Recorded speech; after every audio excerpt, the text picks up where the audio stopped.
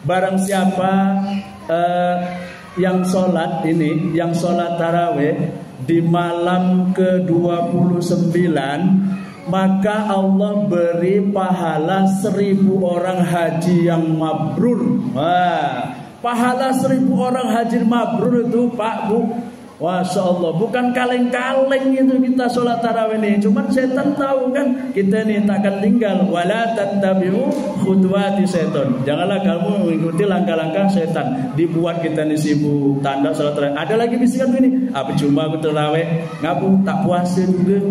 Lain kalau ibu-ibu mungkin halangan gitu ya. Kalau ibu-ibunya silakan. Kalau yang merasa tidak puasa jangan tinggalkan tarawih. Siapa tahu tonga kita pulang tarawih atau tonga sujud, tonga nungging ruku, meninggal kita dalam keadaan mengucapkan kalimat Allah. Mudah-mudahan lagi lebih mantap lagi kita mengucapkan kalimat la ilaha illallah Muhammadur Rasulullah. Ali bertanya, Rasulullah, apakah keutamaan bulan Ramadan ini? Maka Rasulullah mengatakan, barang siapa yang tarawih pada malam bulan Ramadan yang pertama, maka dihapus dosa-dosanya oleh Allah Subhanahu wa taala, dan dia bagaikan bayi yang baru lahir muncul ke dunia ini. Dosa-dosa kita diampuni Pak Bu. Cuman syaratnya dosa yang bukan rukun. Dosa yang bukan rukun apa Ibu? Yang kita ini kalau yang rukun ya kita harus bertobat dan melaksanakan. Apa itu? Tidak sholat kan rukun. Siapa tahu nanti kita itu ketika lagi sholat tarawih diampunilah dosa-dosa kita oleh Allah Subhanahu wa ta'ala. Macam nak mampus nahan puasa pertama ni ngapa? Takut tak melokat petonga kan? Kalau tak dapat puasa sehari pun ayo puasa kondang, puasa kedua sama terakhir ngapa? Tak lokat petonga kata mak awak kan gitu. Orang terdahulu sahurnya itu jam 3, maka buka puasanya jam 3 subuh besok lagi. 24 jam puasanya. Kita 12 jam aja banyak terbuka. Ya kan?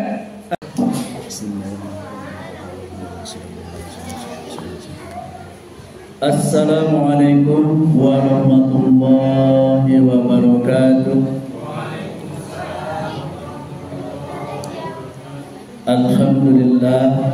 Alhamdulillahi rabbil alamin. Assalatu wassalamu ala asyrafil anbiya'i wal mursalin wa ala alihi wa ashabihi rasulillahi ajma'in.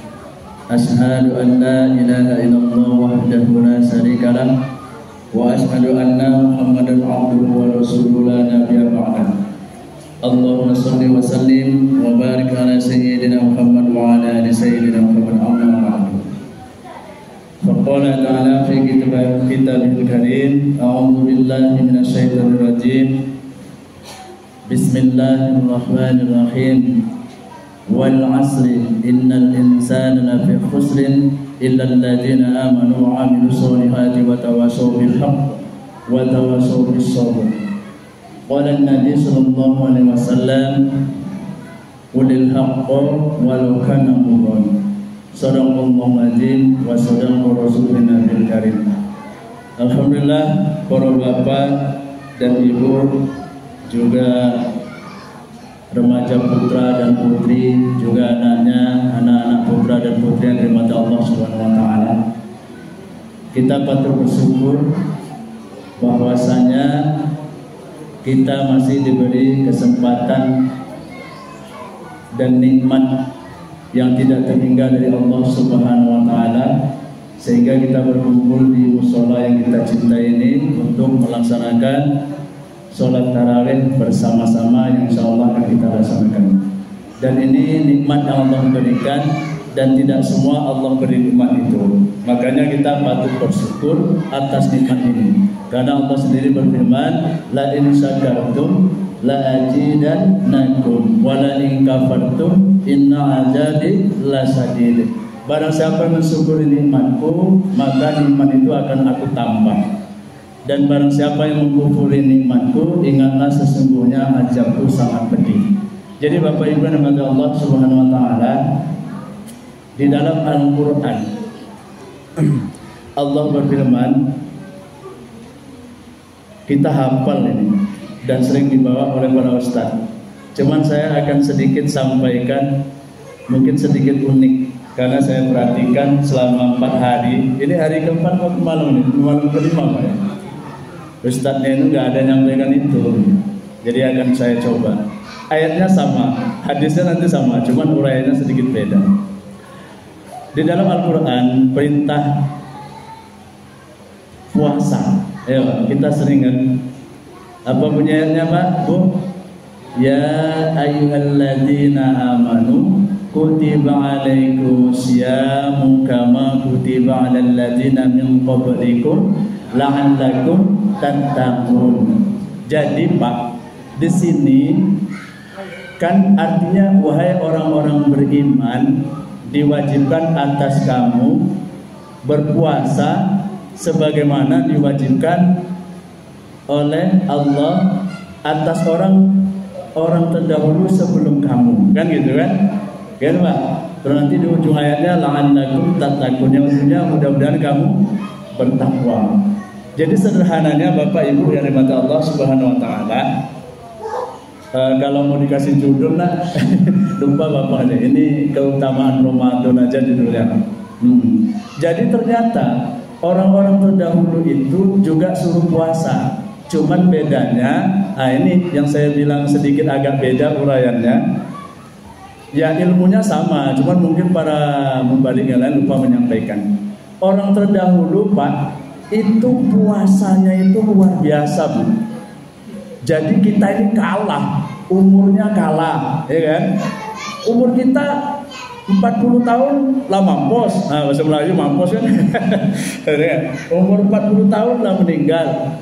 Yang depan saya jelas nih bapak-bapak di umur, alhamdulillah mudah panjang ya Pak. Mudah-mudahan banyak pahala ya Pak. Amin ya rabbal alamin. Barokah ya kan. Jadi kita kalah. Bayangkan salah satu yang bedanya dengan kita puasanya itu Pak. Orang kalau dulu misalnya orang terdahulu sahurnya itu jam 3, maka buka puasanya jam 3 subuh besok lagi, 24 jam puasanya. Kita 12 jam wajibannya terbuka. Ya kan? Tapi kenapa kita ini kok dikatakan begitu mulia? Kenapa? Umat Muhammad SAW itu kelebihannya, umurnya pendek dan dimuliakan oleh Allah dengan 12 jam saja puasanya. Lain saudara kita, ada saudara kita itu pernah membagi artikel di suatu majalah, lupa saya majalahnya, cuman saya pernah baca di daerah negara mana katanya itu mereka puasanya 18 jam Pak. Karena itu apa, terbit dan tenggelamnya matahari itu beda, nggak sama dengan kita, kan gitu. Nah makanya kita beruntung kita nih Pak, cuma 12 jam, itu pun banyak yang terbuka. Tapi alhamdulillah jadilah daripada tak puasa ya Pak. Kalau puasa Melayu apa tuh? Puasa ketua jadilah. Ngapa puasa ketua? Macam nak mampus nahan puasa pertama ni ngapa? Takut tak melokat petonga kan? Kalau tak dapat puasa lagi pun ayo puasa gondang, puasa kedua sama terakhir ngapa? Tak lokat petonga kata mak awak kan gitu. Kata orang tua-tua dulu tak lokat petonga. Kalau tak puasa kan itu. Jadi itulah di antara kelebihannya adalah kita puasa cuma 12 jam dengan sahur dan kemudian kita berbuka ketika kumandang azan maghrib. Itulah mulianya kita ini Pak Bu. Dan kemudian yang selanjutnya ini nikmat dari Allah ini luar biasa. Dan kemudian hadis Rasulullah di bulan puasa ini, kita ini sering dengar sebetulnya hadis ini. Hadisnya berbunyi Bismillahirrahmanirrahim. Man qala ramadhana imanan wa ihtisaban ghufira lahu ma taqaddama min dzambi. Artinya barang siapa yang berdiri pada bulan Ramadan, berdiri ini di sini salat. Berdiri pada malam bulan Ramadan. Kalau hadis yang satunya lagi maqama Lailatul Qadariyah atau Lailatul Qadar. Gitu. Kalau yang di sini Ramadan. Berdiri pada malam bulan Ramadan untuk melaksanakan sholat ternyata Pak. Baik sholat tarawih ke yang kita kajian tadi ini, sholat wajib sudah jelas kan gitu. Sholat apa ke gitu kan. Nah, sholat tobat ke, sholat nak berbini lagi ke, sholat nak cai lagi ke, yang mana janda kan itu, kan gitu. Jadi sholat malam ini maka Allah akan mengampuni dosa-dosanya yang telah lalu dan yang akan datang. Jadi maknanya Bapak Ibu, dalam suatu hadis yang panjang ternyata dijelaskan Ibu, Ali radhiyallahu anhu bertanya kepada Rasulullah SAW, apakah keutamaan bulan Ramadan ini? Maka Rasulullah mengatakan, barang siapa yang tarawih pada malam bulan Ramadan yang pertama, maka dihapus dosa-dosanya oleh Allah Subhanahu wa taala dan dia bagaikan bayi yang baru lahir muncul ke dunia ini. Dosa-dosa kita diampuni Pak Bu. Cuman syaratnya dosa yang bukan rukun. Dosa yang bukan rukun apa Ibu? Yang kita ini kalau yang rukun ya kita harus bertobat dan melaksanakan. Apa itu? Tidak sholat kan rukun, kan? Terus sehebat apapun orang itu beramal soleh, tidak mengucap 2 kalimat syahadat juga itu tertolak. Kan 2 kalimat syahadat rukun, 5 rukun Islam. 2 kalimat syahadat, kemudian sholat, zakat, ya kan? Puasa dan haji bagi yang mampu. Kalau dalam hadisnya Bapak Ibu, hadisnya itu begini, hadisnya itu puasanya belakangan. Dia gini hadisnya itu, buniyal islamu ala khamsi, syahadati an la ilaha illallah wa anna muhammadar rasulullah wa aqimus sholat wa atu zakat wal haji wa saumu ramadan. Kalau di hadis matan hadisnya itu saum Ramadan itu belakang, hajinya nomor 4. Cuman kebiasaan kita membacanya itu adalah dengan haji, diajarkan oleh ulama kita hajinya belakangan. Jadi maksudnya Bapak Ibu, walaupun mungkin kita ini nggak sholat 5 waktu di hari-hari bulan puasa, di hari biasa, usahakan di bulan puasa ini sholat 5 waktu. Sholat minimal isya dan tarawih. Kan gitu, godang pahala. Siapa tahu nanti kita itu ketika lagi sholat tarawih diampunilah dosa-dosa kita oleh Allah Subhanahu wa ta'ala. Banyak keutamaan bulan Ramadan ini Bu. Barang siapa yang sholat ini, yang sholat tarawih di malam ke-29, maka Allah beri pahala 1000 orang haji yang mabrur. Pahala 1000 orang haji mabrur itu Pak Bu, Masya Allah, bukan kaleng-kaleng itu kita sholat tarawih ini. Cuman setan tahu kan kita ini takkan tinggal. Wala tattabi'u khutuwati setan. Janganlah kamu mengikuti langkah-langkah setan. Dibuat kita ini sibuk tanda sholat tarawih. Ada lagi bisikan begini, apa cuma aku tarawih ngapu tak puasa juga.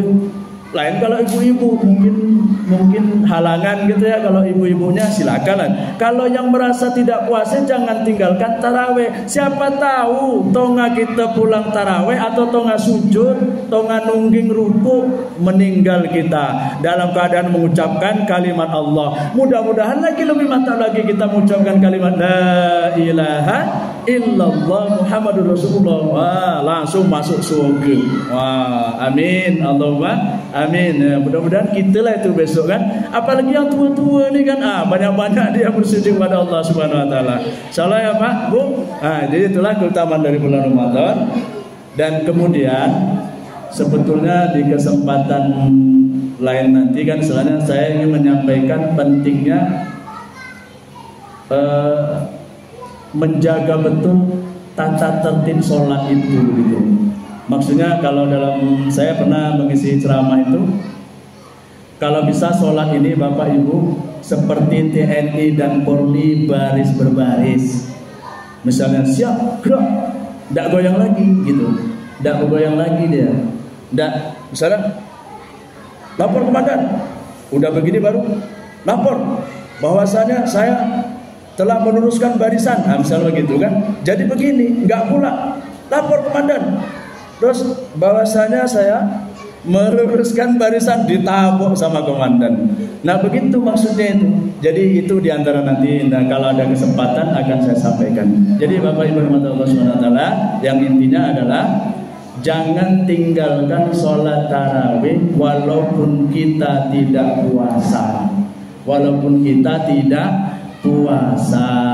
Dan kemudian ini sedikit lagi saya nasihatkan, seorang bapak yang hebat, seorang ibu yang hebat, yang anaknya tidak tahu kalau dia tidak puasa. Ngerti maksudnya, Bu? Ngerti maksudnya? Jadi begini, Bu, kalau ibu-ibu mungkin banyak halangan, ya kan? Kalau bapaknya mungkin juga banyak ujur karena kerja keras dan sebagainya. Jadi ketika anak kita semangat puasa atau melatihnya, jangan sampai mereka tahu kalau kita tidak puasa. Maksudnya kita sahur bareng dengan mereka. Misalnya bapak ini, kalau ibu halangan-kehalangan kan tetap tetap mengawani anaknya puasa sahur kan gitu. Bapaknya yang memang niat gak puasa ini jangan gak bangun, Pak. Kawani anaknya sahur. Jadi kasih dia semangat, jangan dengan melihat kita percuma aja munafik tuh, tak juga, tak gitu deh. Jadi jangan sampai anak kita tahu kalau kita tidak puasa. Bangun sahur bareng. Kemudian ketika makan jangan menampang depan dia, kunci di kamar atau ketika pas anak lagi main, mentang lah. Yang paling bagus itu adalah di dalam kamar makannya, memang anak-anak tidak tahu. Begitu. Inilah seorang bapak yang hebat, seorang ibu yang hebat di bulan puasa itu adalah yang anaknya tidak tahu kalau dia tidak puasa. Bukan berarti bohong, tidak. Maksudnya apa? Agar supaya tidak melemahkan dia dalam menjaga berpuasa. Begitu. Insyaallah ya Pak. Insyaallah Bu. Mudah-mudahan apa yang saya sampaikan bermanfaat. Untuk kedepannya mungkin lain lagi yang saya sampaikan. Mudah-mudahan di pertemuan kita kali ini bisa menjadi bertambahnya wawasan dan ilmu kita. Dan kemudian saya akhiri. Lebih kurangnya kalau ada kata yang menyinggung, saya mohon maaf kepada Bapak Ibu dan kepada adik-adik semuanya. Saya tutup dengan doa kepada Tuhan Majelis. Subhanallah wa bihamdihi, subhanallahumma wa bihamdika, asyhadu an la ilaha illa anta wa astaghfiruka wa atubu ilaik. Assalamualaikum warahmatullahi wabarakatuh.